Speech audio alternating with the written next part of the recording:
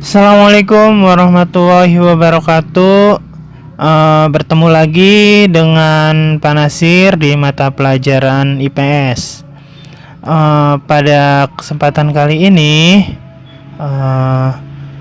materi pelajaran IPS yaitu menyebutkan manfaat sumber daya alam hayati yang ada di lingkungan rumah. Sumber daya alam hayati adalah sumber daya yang berasal dari makhluk hidup, yang termasuk sumber daya alam hayati yakni tumbuhan, hewan, dan mikroba. Sumber daya alam hayati dimanfaatkan oleh manusia, utamanya sebagai sumber pangan. Selain itu, sumber daya alam hayati juga bermanfaat untuk membuat sandang atau pakaian. Sumber daya alam hayati berupa kayu dari pohon, juga bermanfaat untuk membangun rumah. Kini sumber daya alam hayati bahkan dimanfaatkan sebagai bahan bakar. Oke, berikut ini macam-macam sumber daya alam hayati yang ada di lingkungan rumah. Yang pertama, sumber daya tumbuhan. Yang kedua, sumber daya hewan. Dan yang ketiga, mikroorganisme. Oke, mari kita bahas satu persatu tentang sumber daya alam tersebut. Oke, yang pertama ada sumber daya tumbuhan. Ada tumbuhan hasil hutan yang tumbuh alami, dan ada juga tumbuhan yang hasil pertanian dan perkebunan. Banyak juga berbagai tumbuhan dan bunga yang bermanfaat bagi makhluk hidup dan makhluk hidup lainnya. Oke, berikut ini adalah contoh sumber daya tumbuhan yang bisa kita tanami di sekitar rumah. Yang pertama ada sayur-sayuran organik. Saat ini banyak sekali masyarakat menanam sayuran organik di sekitar rumah mereka dengan sistem hidroponik, dan hasilnya pun hampir sama dengan sayur non-organik, tapi perbedaannya terletak pada pemberian pupuk. Contoh sayur-sayuran yang ditanami secara organik di sekitar rumah adalah bayam, sawi, kangkung, cabai, dan masih banyak lagi jenisnya. Berikut manfaat sayur organik. Yang pertama, jauh lebih sehat untuk dikonsumsi. Yang kedua, memiliki kualitas yang jauh lebih segar. Yang ketiga, dapat memperkuat sistem imun. Nah, cocok sekali nih untuk kondisi saat ini yang membutuhkan imun tinggi karena banyak sekali gangguan-gangguan virus COVID-19. Oke, yang manfaat yang keempat adalah kandungan antioksidan yang lebih tinggi. Yang kelima, meningkatkan pertumbuhan otak. Yang keenam, menjaga tubuh terbebas dari racun. Yang ketujuh, lingkungan yang terjaga. Oke, berikutnya ada buah-buahan. Oke, berikutnya ada buah-buahan. Budidaya aneka jenis tanaman buah tidak melulu membutuhkan keberadaan kebun dengan luas. Contohnya, pohon mangga, pohon jambu, belimbing, pohon pisang, dan masih banyak jenis buah-buahan yang bisa ditanami di sekitar rumah. Apa saja sih manfaat buah-buahan bagi tubuh kita? Yang pertama, sebagai sumber vitamin. Yang kedua, sebagai sumber air dan gizi yang dapat meningkatkan metabolisme tubuh.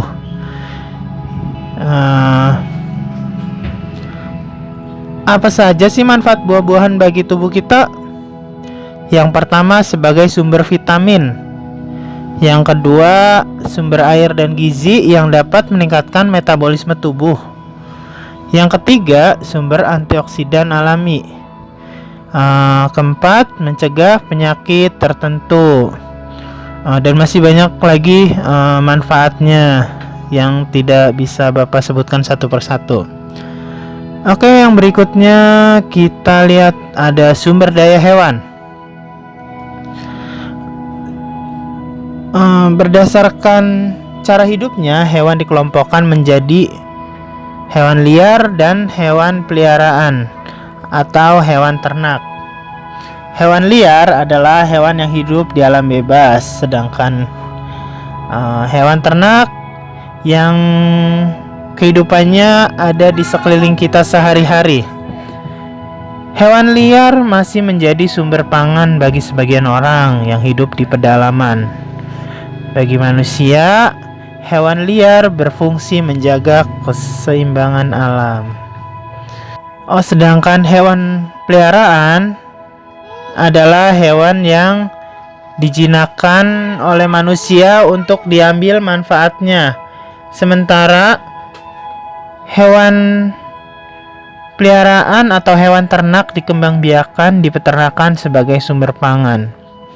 Contohnya ayam, sapi, kerbau, kambing, dan ikan. Berikut ini adalah contoh sumber daya hewan yang bisa kita manfaatkan. Susu dari sapi. Susu murni, yakni jenis susu yang dikandungan nutrisinya tidak memiliki penambahan atau pengurangan apapun. Susu sapi murni kebanyakan tidak melewati proses pasteurisasi atau UHT, sehingga kandungan dalam susu sapi murni tentunya masih sangat terjaga. Berikut ini adalah manfaat susu sapi murni. Yang pertama, untuk pertumbuhan tulang. Yang kedua, menyehatkan jantung. Yang ketiga, menurunkan resiko kanker. Yang keempat, menurunkan resiko radang sendi. Yang kelima, baik untuk penderita anemia. Yang keenam, mengendalikan berat badan. Dan yang terakhir, mencegah gigi berlubang. Banyak sekali nih kandungan dari susu sapi. Berikutnya adalah telur dari ayam. Telur termasuk pangan padat gizi karena menjadi sumber protein hewani. Asam lemak tak jenuh, vitamin dan mineral, kandungan vitamin A dan fosfor dalam telur bahkan jauh lebih tinggi. Berikut ini manfaat telur untuk kesehatan. Yang pertama, menjaga pertumbuhan. Yang kedua, metabolisme energi. Yang ketiga, perkembangan sel darah merah. Yang keempat, penglihatan. Yang kelima, fungsi sistem saraf yang sehat. Dan yang keenam, sebagai antioksidan. Contoh berikutnya yaitu kotoran hewan sebagai pupuk. Contohnya kotoran sapi biasanya digunakan sebagai pupuk kandang. Beberapa manfaat pupuk yaitu yang pertama, meningkatkan kandungan unsur hara yang dibutuhkan tanaman. Yang kedua, meningkatkan produktivitas tanaman. Yang ketiga, menggemburkan dan menyuburkan tanah. Kotoran sapi juga merupakan salah satu pilihan bahan baku pembuatan bahan bangunan, setara dengan batu bata yang kita pakai untuk membangun rumah. Yang terakhir ada mikroorganisme.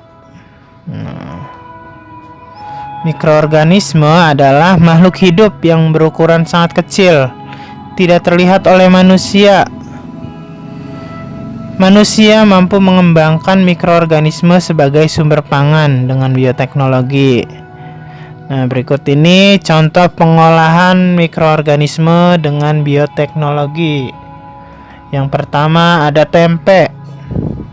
Tempe ini adalah makanan olahan dari hasil fermentasi yang sejajar nilainya dengan keju, yogurt, hingga roti.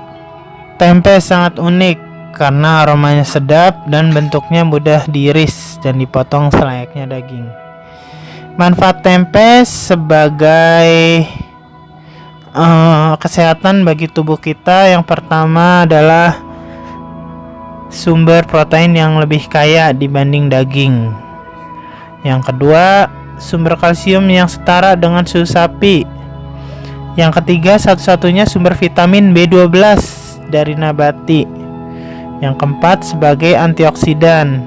Yang kelima, sehat untuk bayi dan Anda yang sedang diet. Contoh berikutnya adalah keju. Bagi sebagian orang, keju adalah makanan yang perlu dihindari karena kandungan lemak dan garam di dalamnya, atau karena tidak suka dengan rasanya.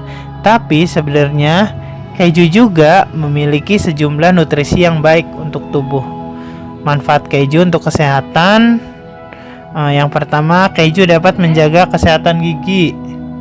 Yang kedua, meningkatkan fungsi pembuluh darah. Yang ketiga, menjaga kesehatan tulang. Yang keempat, mengurangi tekanan darah tinggi. Manfaat yang kelima yaitu baik untuk pencernaan dan kolesterol. Yang keenam, membantu kesehatan otak dan sistem kardiovaskular. Sedangkan yang terakhir, membentuk sel tubuh yang sehat. Nah, itulah tadi penjelasan materi yang dapat Bapak sampaikan mengenai manfaat sumber daya alam hayati yang ada di lingkungan rumah.